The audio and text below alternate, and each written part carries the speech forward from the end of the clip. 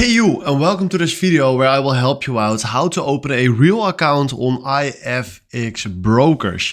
For this we are now in our dashboard, and if you can see we don't have an account. So what we're gonna do is go here to my trading accounts and we click here on open account. Then right now we can select MT4 or MT5. I recommend you to do MT5, and then from here we click here on standard. Then select here before clicking on standard the currency. We want to do USD. IFX standard. Then select here the leverage, 1 to 100 is fine. And then right now we need to fill in our profile password. So we will do this. There it is. Submit request.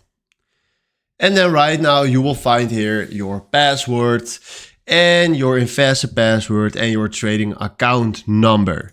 So right now here you can see that we created a real account, because the type here is real. So this is how it works. Hopefully this was the video where I was looking for.